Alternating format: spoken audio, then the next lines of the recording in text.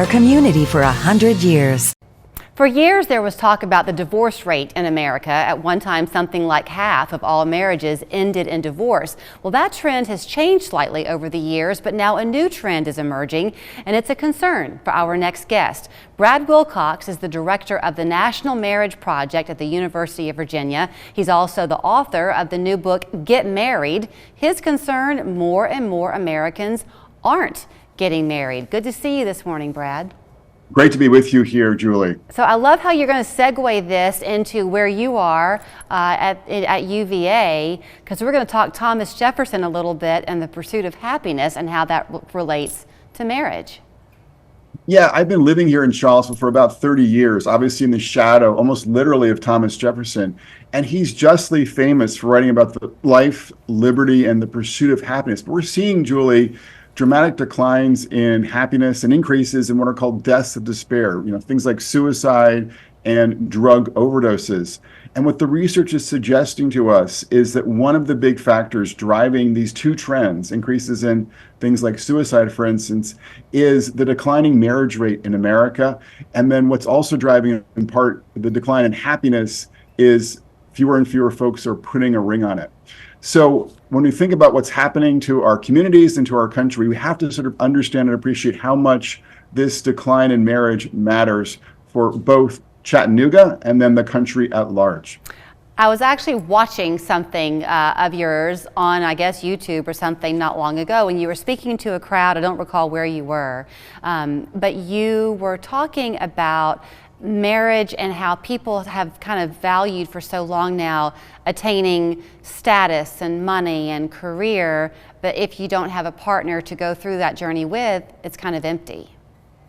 Yeah, we've been seeing a lot of polling data telling us that Americans are prioritizing money and education, and especially work. What they don't realize, though, is that the best predictor of a happy life is a good marriage and a strong family. So I think one of the messages of my new book, Get Married, is to kind of give people a sense of how much marriage matters and some practical tips for how they can forge a good and stable marriage today. Do you find when you talk to people, the idea of, quote, the young married couple, right? The mid-20s who get married and they begin life on their own. By having that support system, does that create the financial gain as you go through your life because you're supported, you're buoyed? A lot of folks think you have to kind of treat marriage like basically a capstone, like you've gotten all your ducks in a row before you put a ring on it. But we see today plenty of successful, more cornerstone marriages where young adults are getting married in their 20s and then forging a strong and stable marriage together. But it certainly helps to have the support of family, friends, and especially a religious community if you're getting married in your 20s today. I did mention the divorce rate. That has not gone away. I know you delve a lot with the full family in the work that you do. So talk about kids and marriage. So it's important to kind of recognize and realize that our kids are more likely to be flourishing when they're raised by their own married parents. Now, there are plenty of kids raised by single moms. For instance, I was raised by a single mom who do just fine.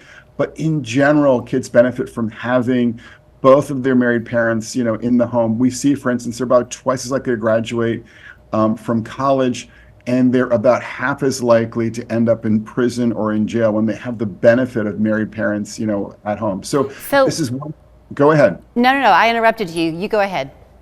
So this is kind of one reason why, we need to be focusing in part on doing a better job of kind of selecting a spouse, and then once we are married, kind of keeping our marriage strong.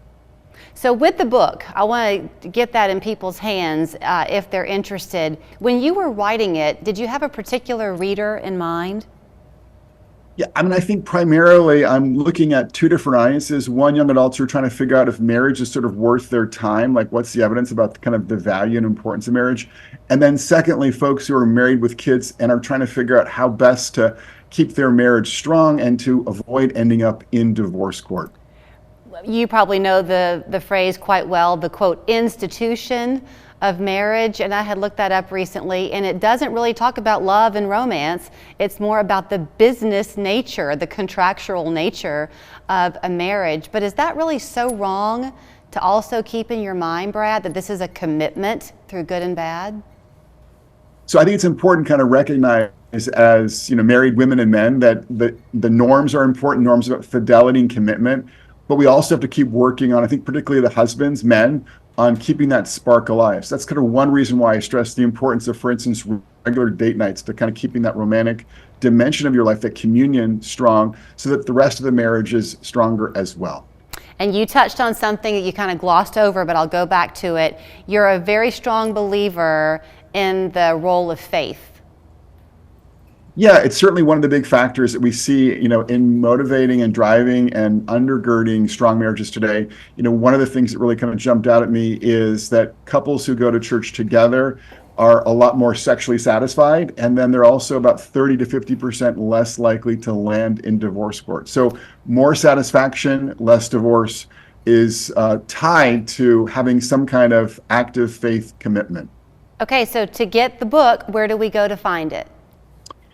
Get Married is available at Amazon, Barnes & Noble, and any kind of major bookseller.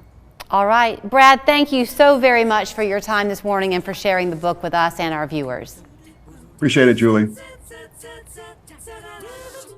Look no further than Mercantile at the Ridge for that unique home furnishing or collectible. The same familiar location, new management, and a refreshing shopping experience with over 125 individual shops. Find what you're looking for at Mercantile at the Ridge, Ringgold Road, Exit 1, East Ridge. What we do at Scenic City Neurotherapy is designed to help people feel things in a better way by enhancing the way the brain communicates. Imagine if you were going to run a marathon, but you had a broken leg.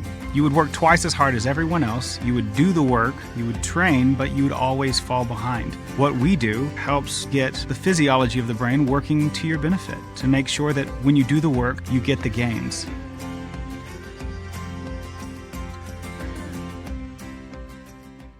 I got hurt